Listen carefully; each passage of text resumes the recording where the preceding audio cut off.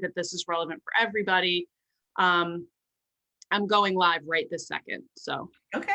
Just so you know, we're going to jump on, and then it's going to take me a second to get everything balanced, and everybody's going to see the sausage get made.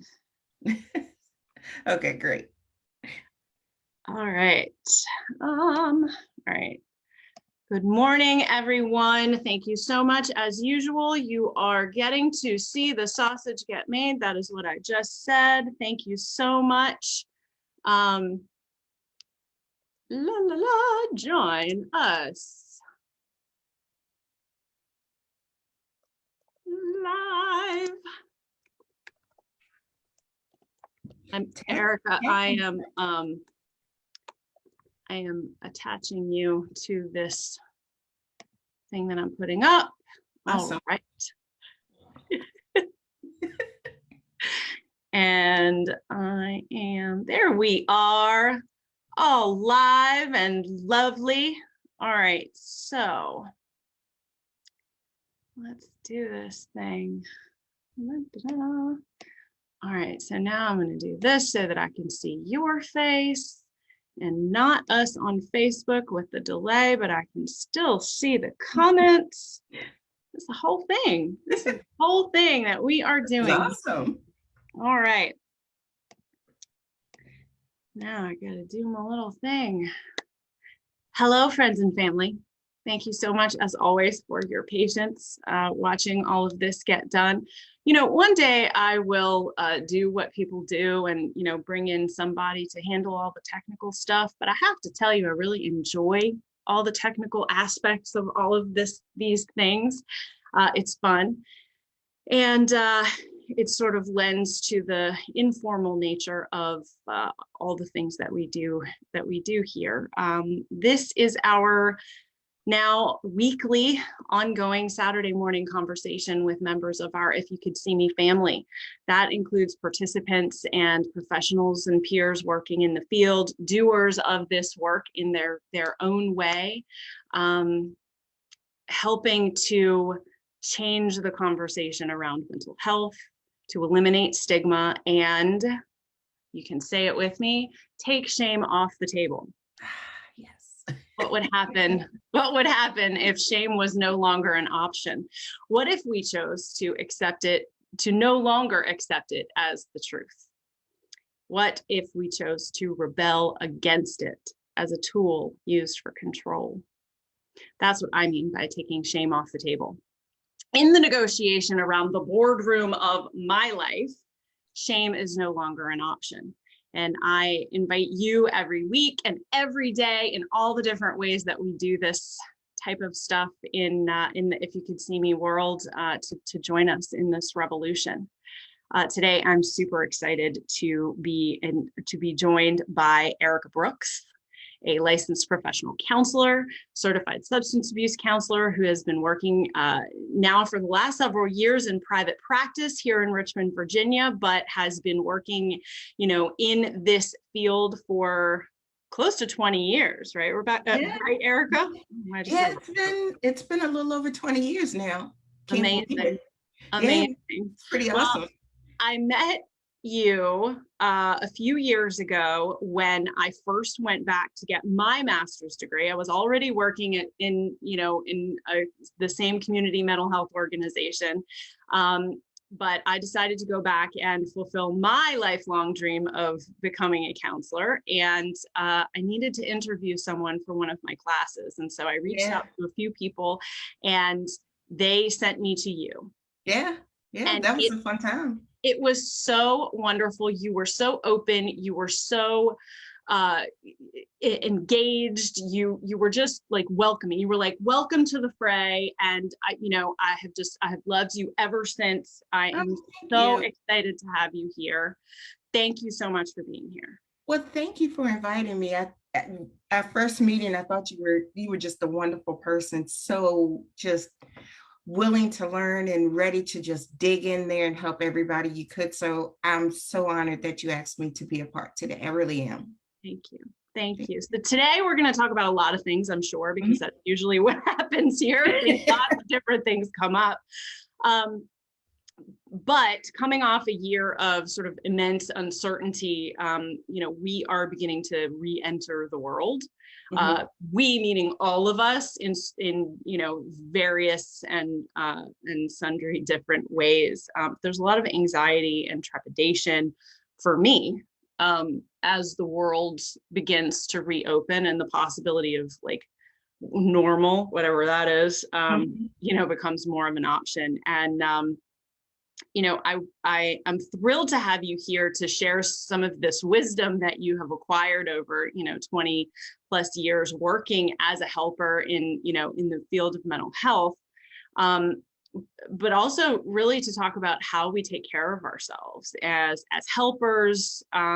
And I think that this translates a lot to everybody, even people who don't necessarily work in a helping field, especially after the last year, in the ways in which we've had to take care of ourselves and one another in this really sort of very specific and intentional way.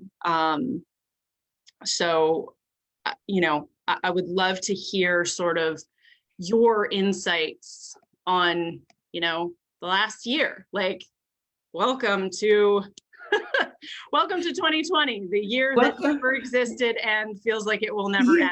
Yeah, I think I like to say 2020 was the beginning of our new norm, and it was welcome to learning how to exist, because we really did change everything about how we lived, how we functioned, how we socialized, how we learned.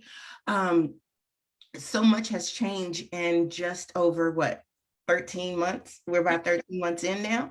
I don't think anyone expected that we'd be here at this point, 13 months later, a year and some change later. So it's just been extraordinary, I will say, of how we've had to adjust. Gone are the days where we could just we could go and walk and talk to a friend. We could just go up and hug someone, handshake. I mean, it's such a different time. Now we're in the, if we go to the grocery store, we're masked up. A lot of us are wearing gloves. We're very choosy about going into the store, going down certain aisles if it looks like it's too many people in there. Right. So we have really, really, really changed. I think one of the things that's really taken a toll is how we take care of ourselves, because we're not able to do those things that used to feel good or do good by us. For example, going to the gym, going out and taking a walk. Even if people are taking walks, they're still wearing masks or socially distancing from others while walking. Certainly, even the little things like people would do retail therapy, gone, because the stores aren't open. So now we're learning how to adjust. We're learning how to create new ways of taking care of ourselves. So what are some of the ways that you take care of yourself? Well, one of the things I do, and this has been something I learned a long time ago, thanks to my parents and grandparents and my community that raised me. First off is I wake up with prayer. And that may look different for different people. It may not be prayer, it may be meditation. But that's my way of waking up in the morning. That can include some reading of the Bible or reading spiritual based material to help me remind me I am okay. It is also that time that I'm thankful for those that are still here, that are still doing well, and for just being somewhat quote unquote okay. It's amazing to me. I do use a lot of music to help take care. I find something that is very soul filling. For me, I use things like India Ari. I don't know if you've ever listened to her, but she's very, it's very lightening. It's very, what's the word I want to use? it just makes you breathe and feel a little more comfortable. Um, I also use yes, deep breathing. Breathing is the best thing because even when things are stressful, just taking that deep breath. I often don't realize that I am holding my breath Oh, we until don't. until I take a deep breath and I'm like, oh my gosh. Exactly. Exactly. We don't realize it. And it affects us so much. We're doing our functioning, we're going on about our day, and we are taking those shallow breaths, but we're not really re-oxygenating. Yeah. So we got to take those deep breaths in and let it out. Because it does help calm us. It gives us a sense of peace and serenity. Mm. Those are just a few. I'm sure we're going to talk about more. But just doing those few things and connecting with those people who keep us grounded. It's changed a lot. I used to see my parents every weekend.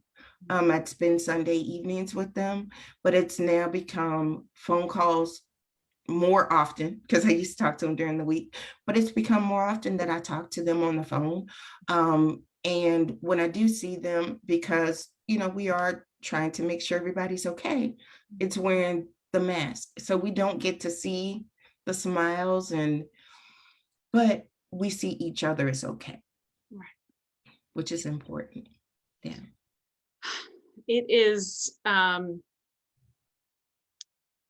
really, this is an area I was glad that you brought this up, sort of mental health and self-care, because this is an area that I struggle with so significantly. And, aside from just sort of my own anxiety and that sort of push drive to get stuff done and do things, I forget to take care of myself. I forget to take care of my around me, like I take care of all my people, but I often don't stop enough to like do something for myself, especially now. I don't know if anybody else is experiencing this, but like I live with anxiety and depression. I talk pretty openly about that. But I also have pretty significant seasonal depression. And so I sort of like go into some sort of weird, semi-hibernation state in the winter. And then when the sun comes out, I realize, oh, I don't actually think I've been fully in my body since like September. I think a lot of us have, and I would say even longer than that for some folks. I will be honest, this year has really taken a toll on me. I had a wonderful friend give me a sunlight lamp that I had never really used. I put it up when she first gave it to me about 2 years ago. But I never really had to use it until this year, when the lack of being able to interact with people. I am very much a person who gets my energy from being around others. And I have not been able to have that. So I've used my light more often. I will be honest about that. And it got to a point where I started to feel better. And I'm like, wait a minute, I've been missing some moments, this has really affected me. So yeah, I think we all have people who are extroverts, who get their energy from being around others or doing. We have really struggled since the beginning of this. We went into lockdown March 17th, I believe, and of 2020. So it's been a year. It has truly been a year. For those who thrive on that energy, you got to remember, what are they doing now? Because some people are just in the home with their family. Some people are single and they're in the house by themselves. Right. So yeah, it's it's been one of those, it's been a time where people are really struggling. And now we're finally being able to get back and get some sense of normalcy. I will tell you that for those who get their energy from people, from others, I think things like Zoom meetings and well, not Zoom work meetings, but you know, Zoom Zoom calls, socializing. Zoom Right. socializing, Facebook, you know, social media, virtual events have been ways to feed into your soul if you need that energy. Yep. No, I totally agree with you. And it's really interesting because I've had a lot of conversations with folks, and also, with myself. Mm-hmm. I'm technically an extrovert, technically, but I'm an extrovert that needs a lot of alone time. I am struggling with this. Like, I haven't been too terribly distraught by Okay. not having to leave my house. I mean, well, I will say that, I am still have this whole time worked directly because part of what I do is in home. Mm-hmm. So I've continued to do that the entire year. So, Mm-hmm. the isolation has not been, for me, what it has been for a lot of people. And I'm also very fortunate to be in a house with, my partner and 3 children. Right, right. I mean, as lucky as you can consider that, with 3 teens and a pre, Uh-huh. or 2 teenagers and a preteen, trying to do virtual school and be adolescents in that environment. It's been hard for all of us anyway. But there's a lot of conversation about, like, how do we now sort of integrate the things that have fed us, that have served us, that have helped us to sort of recognize the hamster wheel that we were on prior to all of this, and sort of like integrate those things into getting back to normal, which we long for on some levels. Mm-hmm. And so, how do you say, well, some of this has been good for me, and not feel like you're not saying, 500,000 Americans have died, millions of people all around the world have died. How do you not feel guilty saying, but some aspects of this have served me as an individual? Well, I think we think about what we have been able to do. Certainly, it is unfortunate that we've lost over 500,000 people to this awful, I know it's said to be a virus. I like to say a syndrome because so many things are coming from it, even like long hauler syndrome after, being affected by it. But I think one thing that we can stop and do is look how we have band together. Mm-hmm. That sometimes gives us energy. Look at the things that we have done individually, but collectively. I'm like you. I like being with people, Right. but I cherish my alone time. I live alone. I have no pets, so pre-COVID, I worked from home, but I would also go out into the community. I had an office where people would come in to have sessions with me. That all stopped in March. So everything is now in this one room for me as far as work. Yeah. So that getting out and seeing people, what did that look like for a while with being fearful of getting sick? Sometimes it became trips to Target with my mask on, even if I didn't need to buy anything. Right. Just like getting out of the house. Just getting out of the house, just seeing what was going on. But when that feeling came of, we're still stuck here 6 months in, we're still stuck, nothing's changing, what's going on? It became a time of making sure I made time to talk to my friends via Zoom calls, so I could see their wonderful faces like I'm looking at you right now, and making sure that we kept those connections strong, that we kept talking, we kept growing together through this whole situation, making sure that that each other was okay. We were hearing what the concerns were for each other.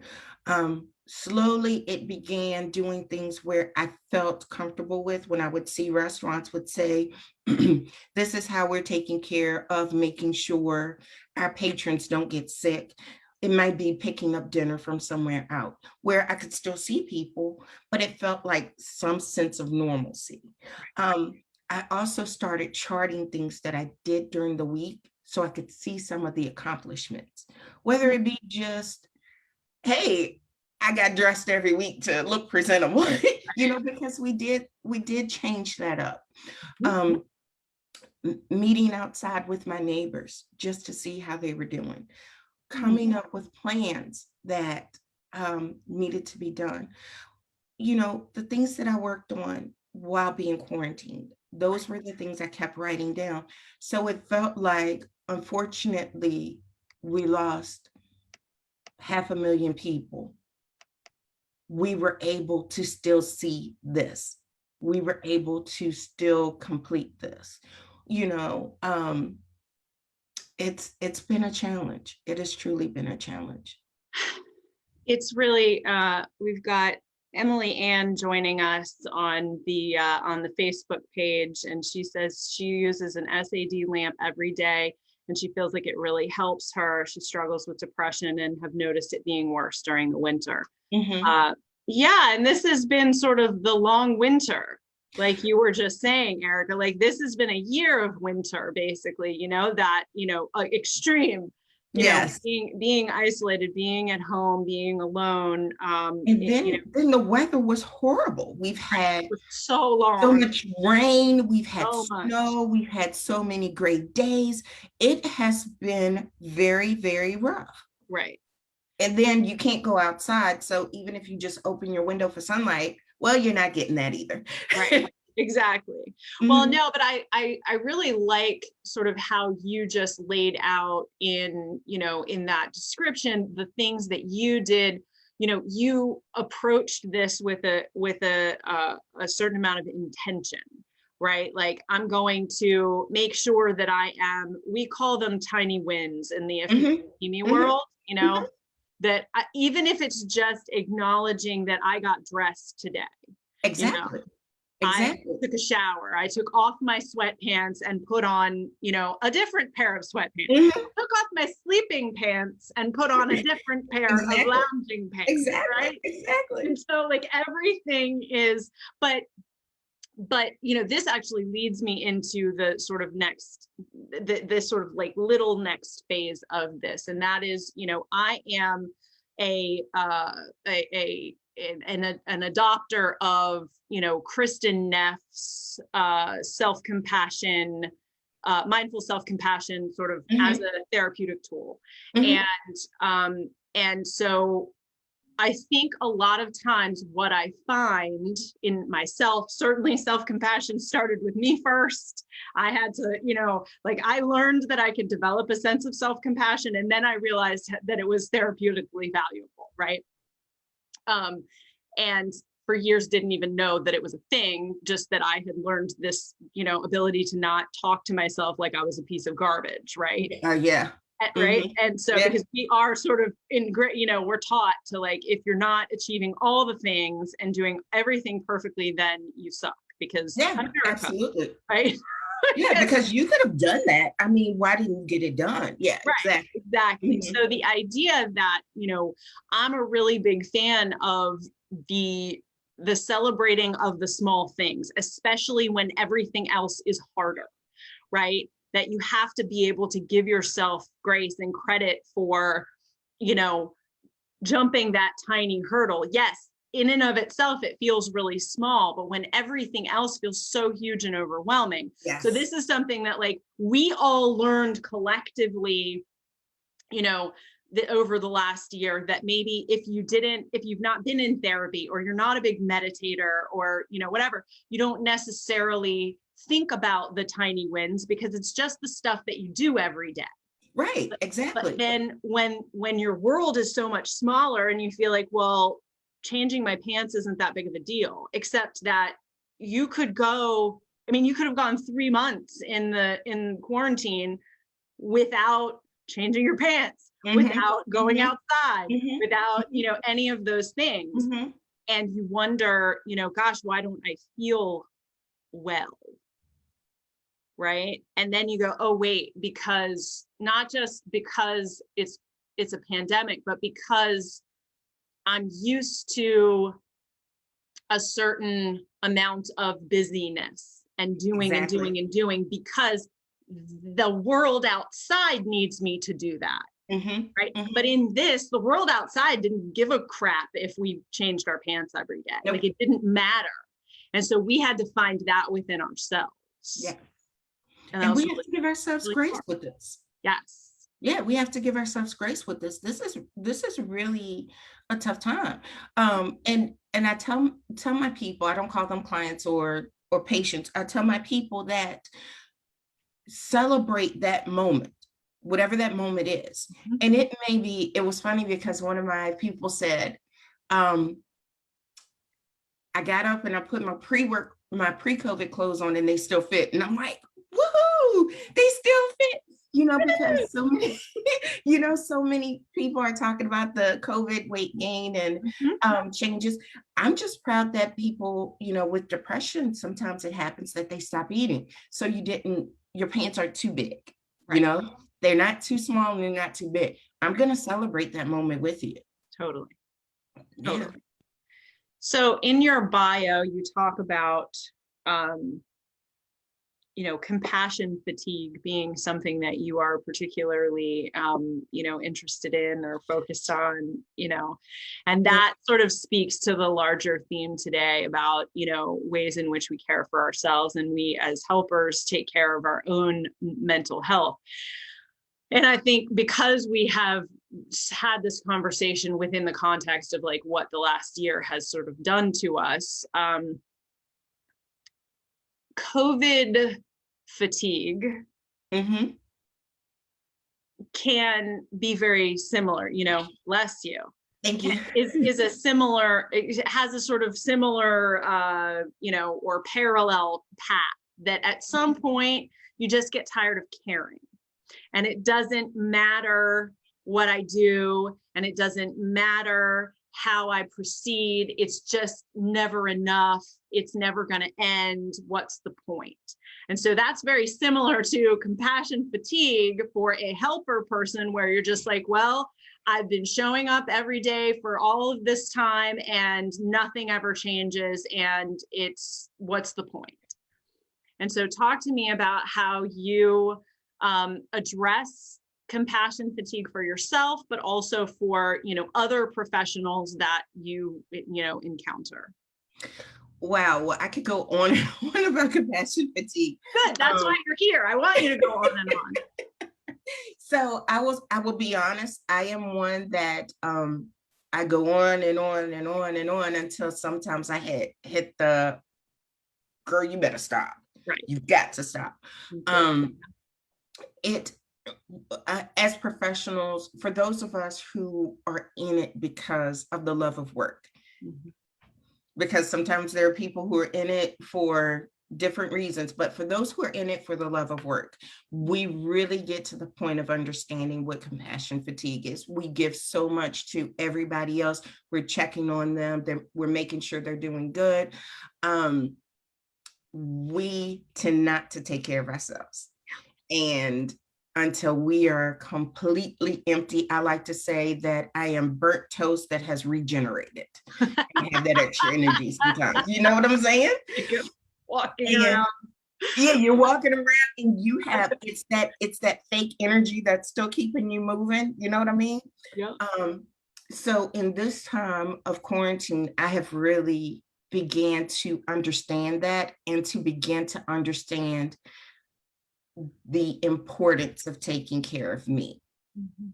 Um, and it first begins with you saying that you are important and that you are needed. one of the phrases I like to say that I am living by is, you cannot pour from an empty cup. We will go on and on and on until there's nothing left of us to give. A great example, I don't know if any of you have read the book, The Giving Tree. Mm-hmm. At the end, the tree has nothing but the stump to give. Sometimes we end up as helping professionals, we end up being that stump. So we have to figure out, what do we give ourselves to keep growing and blossoming so that we can take care of others.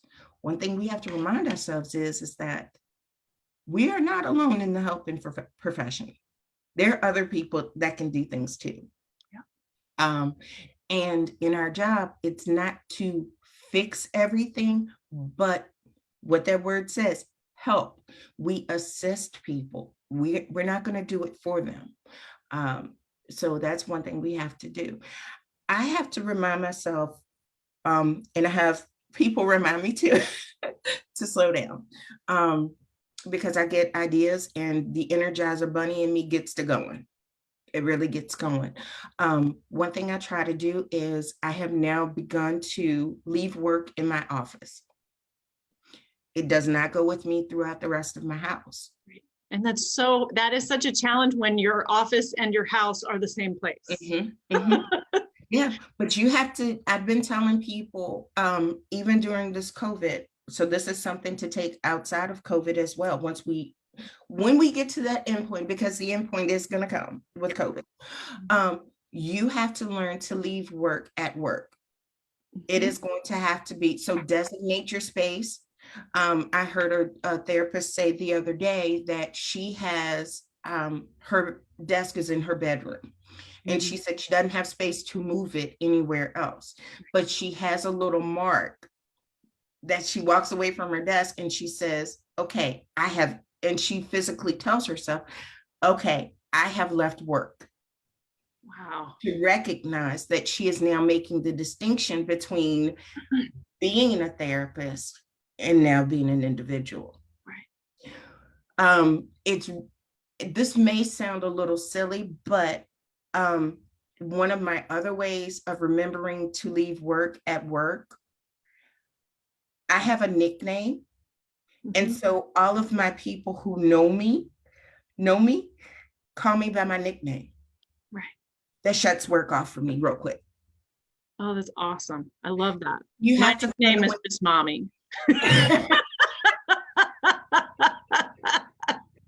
Okay, well, I'm going to give you a nickname. I'm going to think of something. I'm going to call you E. Okay. Outside of work. Okay. Because it's going to, we have to find a distinction, outside of work, so that we can let go of that persona, of that, we're the same person at work as we are in personal life, but we have to find a way of letting go. Yeah. But first and foremost, let your space be your space. Yeah. Because when everything else, when you allow work into your space, you start chipping away at you as a person. Yep. Yeah. No, it's so true. And it's such a, I think I say this probably now every week. Sort of everything we do here at If You Could See Me is so simple.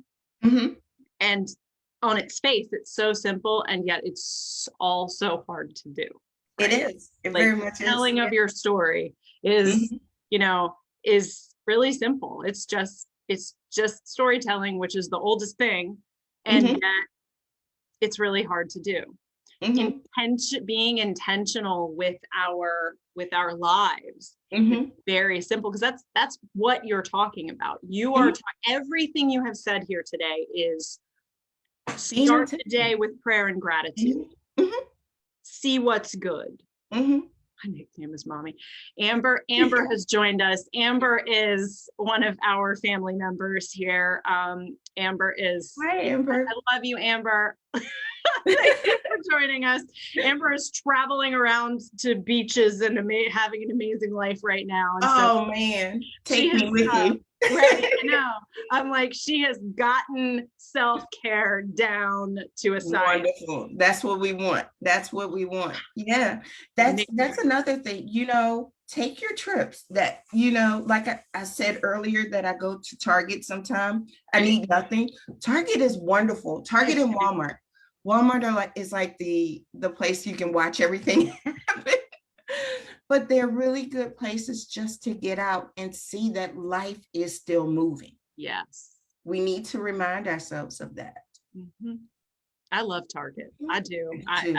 I just enjoy I just enjoy being there. The energy there is something about it. Oh, It's yeah. weird. Once upon a time, Amber said, great idea about the things that can make work stop for you. Yeah. So for anybody that is, sort of really driven by their professional identity and really closely aligned, sort of personally and professionally with that professional identity. Like you said, Erika, if you're really like in it for the work, you're there because the work is like what fuels you. Yeah. Like it's a very important to separate yourself from that. We have to remember that our work, what we like to do, is a part of us. It is not the full picture of us. Yep. And we have to remember, in order for us to give to our people, we have to have given to ourselves first and foremost. And when we need to give to ourselves, if we need to reach out to someone else, we need to do that. Whether that be we reach out to our own therapist or friend to talk to, whether it be we go get massages. To get my first massage in like 1,000 months immediately after we're done with this. Yeah. Oh my gosh, I want to go so bad. I'm still a little nervous, but I'm building up my courage to get back out there. But just the little things are so important. Now that the weather has broken, I'm starting to walk again. Yes. Because when I get to walk, I walk around my community, I can see people moving. I was so excited the other day. I went outside and I saw a bee. Now, okay, why is it exciting to me? I was excited because that says it's flying to something that's growing, and so it can germinate. And life is still moving. We're still evolving. We're still rotating. It's a sign that we're coming out of what we're going through right now. And I have to be hopeful of that, So it's just that little reminder. Then after a while, I thought about it. Okay, it's a bee. You probably want to move. Because that can also be not such a good thing. Exactly. Right. Exactly. But it's just a good feel to see that things are changing and that we're moving along. I mean, 2020, we went through so much. We went through, being isolated. We went through losing loved ones, friends, loved ones. We went through political changes. We went through racial unrest, which, and these are things that we're still going through, but we're banding together to make it through. We have conversations like this to keep us hopeful and to give us some direction and just to say, yeah, I hear you. I'm with you. It's a great time. It's not a wonderful time, but we're getting through it. We are definitely getting through it. It is a time in which we can, when we are being presented with opportunities for growth and self-awareness and values checks and like what do I want to look back and say was my experience in this moment? Right. What did I do? What did I think? What did I participate in? How was this? How was I a part of this moment? Change. I'm curious if you're comfortable talking about it, what your experience was over the summer with all the political uprising and into the fall, and now we're here, in COVID, being in your home alone, being in your home and your work, was it, did it increase your sense of isolation at all? Were you, you seem to, you're really healthy, you're really good about, getting what you need and, creating balance, but how was that for you? I think one of the things that helps me to be good right now is, I always say I have the gift of gab. So I love to talk, but I haven't been able to talk to people as much as I would like to. So what I did was I decided to blog about it. I created a blog. For a while, I was kind of quiet about it. But I did a blog post about right after the senseless death of George Floyd. I posted about my fears as a Black woman, as a woman who has a Black brother, who has Black nephews, biracial nephews, who has Black sons, Black nephews that I call my sons, who has Black nieces, daughters, and a heap of other family, friends. The fear I had, the anxiety I had, I didn't realize how anxious I was until I was sitting at a stop sign and there was a man in a car next to me. And I just thought, what if he doesn't like me because of how I look? Luckily, I have neighbors who don't look like me, but are wonderful. We get to sit and talk, and anything that's on my mind, we can stand across our bushes, say what we need to say, and be okay. I have wonderful family and friends that, if I say the word, hey, I need to talk, what's going on, helps to balance all that. I also journal, because that's where I can get all my thoughts, ideas. I can say what I want to say to those that don't do right. Right. Get it all out without conflict. You can get it all out without conflict. I am one who likes to make change. But I'm still trying to figure out how to make change without being conflict, without feeling violent, like, I understand why people do certain things. I want to make my voice, I want to make it impactful without making more harm. So that's still there. But the ability to have been able to reach out to family and friends, to blog, get my voice across, support agencies that are making change or trying to do change, just being aware. With that also, I had to learn to stop watching every single bit of news. Yeah. And I tell my family and friends a lot. They'll ask me, did you watch the news? And I'm like, nope. I literally watch the news at 7:25 and 7:55. Reason being is, here in Richmond, it's a 5-minute news blurb. I get what I need to get and move on. I get what I need to get. I don't know why I want to see the traffic report, because I'm not going anywhere. But that speaks to that sense of normalcy. That's something that has always been there. It feels comforting. There's still traffic. Exactly. Right. Exactly. But, and I tell people all the time, I don't watch news. I watch 5 minutes, because in the 5 minutes, they're going to tell me traffic, weather, and the topics that I really need to hear about. Now, if there's something I want to know more about, I always know where I can look to get more information. But I I had to stop taking in all the negativity. It was starting to take me to a place that was very dark, and I didn't like it. So I had to stop watching. But so I watched the 5 minutes worth of news. We're done. No more. Don't need to hear it. Same thing with Facebook. I'll see the news things pop up. I scroll past it. Sometimes you have to hide those things.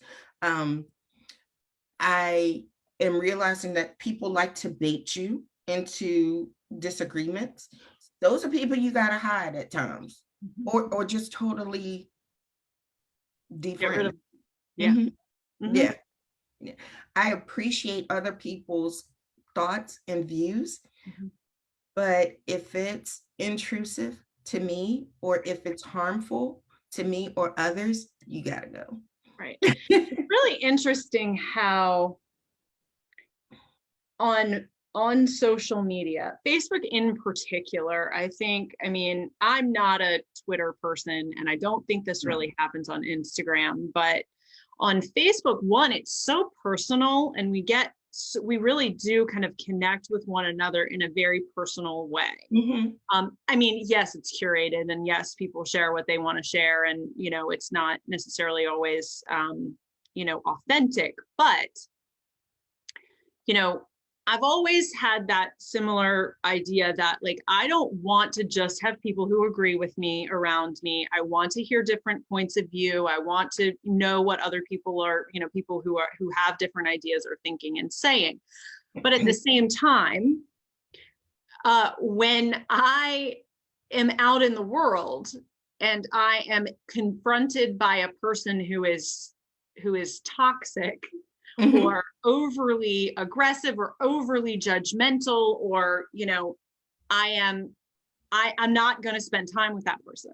No. I'm not going to have lunch with you. I'm not going to talk to you on the phone. I'm not going to sit across from you, any more than I absolutely have to. Right. Because your energy it hurts me, and it makes me uncomfortable. And so, I try to gauge that in social media, while, because I do want to be conscious of the fact that, I don't want to live in a vacuum or an echo chamber. And at the same time, I have to protect my energy.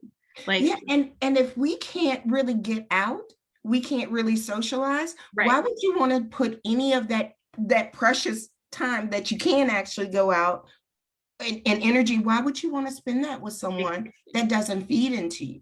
Yeah. I totally agree with that. It's interesting because, it's sort of all of this, again, it seems really simple, but I feel like for the audience, we really need to point out that everything you are talking about is about, not about how the world is affecting you, not about the things that you don't have control over, but about recognizing it is possible to engage in activity and set boundaries and exercises in your life every day that allow you to respond as balanced as possible. Right. Like, the world didn't stop sucking. It got really, really sucky over the last year. And yet what you are talking about is, I practice these things. I keep the people in my life close to me to the best of my ability, whatever. I, however I can. Right. Absolutely. I do pray and, practice gratitude. I do journal. I do blog. I do, it's like all of these things, but it's all about, like, what you are doing to create balance and well-being for yourself, rather than the world being a terrible place and you just having to, like, slog through it. Exactly. My thing is that, okay, I cannot control the entire world, but I can control where I am right now. And that involves me making sure that I take good care of me and those around me, and that I encourage them to take care of them, good care of them. Now, their way of taking care of themselves may not look the same as mine. Like Absolutely. I have a friend who is learned, she during this COVID process, she learned to do candles, and she's beginning to sell candles and body scrubs. And Amazing. I have a friend who's doing jewelry. Mhm. I have a friend who's cooking. you know it's what you make of it. you know um I'm just so excited of this is a time that we've been given to focus more on us, Mhm. and to enhance ourselves. Mhm. Is every day going to be great? Absolutely not. Are No. all of my days great? No, I just told you. I've been using my light, my SAD light, but I can try to make it just a little bit better than we did, than the day before or the week before. So we just have to, we have to figure out what works for us. Like you said, be intentional. Intentional is the way to go. Um, you know, it's not about getting up and being perfect every day, or getting up and COVID's going to be over, the weather's going to be perfect. It's not that. It's about, we woke up another day. How are we going to spend it? How are we going to spend these 24 hours? That's right. So. Oh, I just feel better talking to you too. You just have such a wonderful energy, and Yeah. right now this was the conversation that I needed. It's almost like, I mean, you signed up for this, like 6 weeks ago or more. Yeah. Yeah. It's been a while, and I was like, what are we going to talk about? And you said what you said, and I'm like, awesome, let's do it. But right now is exactly the time that I personally needed to have this conversation. Like, as the sun's coming out, as we're starting to, everyone in my family is vaccinated now. All of the adults in my family are vaccinated. And, we're starting to kind of see each other and test that a little bit. And, how does that feel? And I'm working a ridiculous number of hours every week, and setting those boundaries, and, doing all of that. And, um, the effect, my husband and I both had COVID back in December, and we still have the effects of it. We're still, we're still recovering from it. In various weird ways. And one of those ways I talked about on the show last week, I can't drink coffee anymore. Well, caffeine. I can't drink caffeinated coffee anymore, because it makes my heart race. Like it's super weird. So I'm learning how to live life without caffeine, which is bizarre and not normal for me. Like, I'm like the mainliner. I'm the one that's like, put it in my veins, please. Yeah. So I like my teas. Oh, if tea tasted like coffee, I'd love it.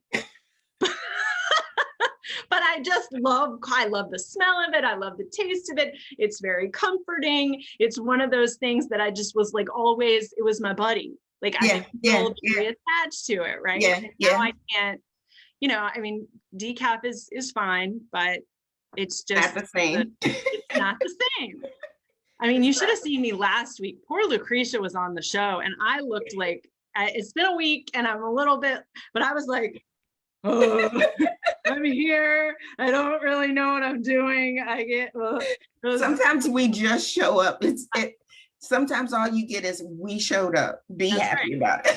Well, that's one of our themes here too, is just like, show up. Just show up. Like, I spent so much of my life early on thinking that the only way that I was allowed to show up to the world was perfect. So I didn't show up a whole lot because I'm, not able to even pretend that. And so, that self-compassion piece really, really was built into, like, sometimes I just have to show up, and I'm worthy of being alive, even when I'm not perfect. Exactly. And that's what we need to remember. We don't have to be perfect. That's right. we are perfectly imperfect. That's right. And it's a wonderful thing. Constantly a work in progress. Amber says she's gardening and she loves it. And I love that you're gardening, Amber. She also said that she's not traveling around to beaches for self-care. She's doing it for work. She's a civil rights attorney and is working all over the place, but she's enjoying being on those white sand beaches. And it's important to do that self-care. Doing such wonderful work. And that's true for everybody, right? It's not just for therapists and helping professionals. It's, we all have to find the ways to feed ourselves, mind, body, and spirit, or else we're just a shell and we're no good to anybody. Exactly. So as we close, I want to make sure that people know how to find you, because you have this blog that I now did not know about and I would like to read. And you are starting your own podcast around issues, related to mental health. And then you and I are going to do a discussion in May for Congregation Ora Me here in Richmond, Virginia, about racism and mental health.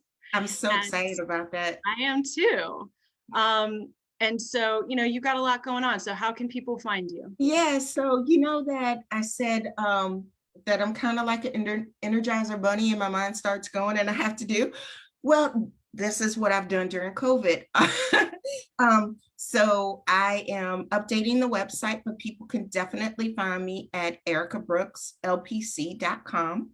I am also on Facebook and it's Erika Brooks LPC. And on Instagram, it's Erika, ERIKA.LPC. Tried to keep them all kind of similar. I am starting a podcast. I'm super duper excited. My intro first podcast drops on Monday. Yay! I wanted to keep it in Women's History Month. So it will be on the 29th. I tried my best to wait. It's gonna be called Tea Time with Erika. So we're gonna discuss therapy. We're gonna discuss education, appreciation. It's gonna be lots of fun. So bring your teacup, join me for some tea, and we'll spill a little tea while we talk. Yeah, aren't you excited? So look for your invitation. It's coming to be on the podcast. I would be thrilled. Happy and excited to do it. Yeah, it is. It's really exciting. I had been super busy during COVID. I guess that's a good and a bad thing. Unfortunately, people have needed more therapy. But my therapy business, Enlightenment Counseling Services, is going strong. But I'm being intentional of making sure to block out time each day for myself. That's what I'm going to say. Be intentional about you. Make sure you're being intentional. So yeah, find me on Facebook, Instagram, not on Twitter. Can't handle that. Yeah, and then somebody said, you need to get into Clubhouse. And I'm like, no, I don't think I want to do that. But I have a perfect excuse. I don't have an iPhone, so I can't do Clubhouse. Well, I am on Clubhouse, but I have to admit that it intimidates me to no end, which is weird because I talk to people all the time.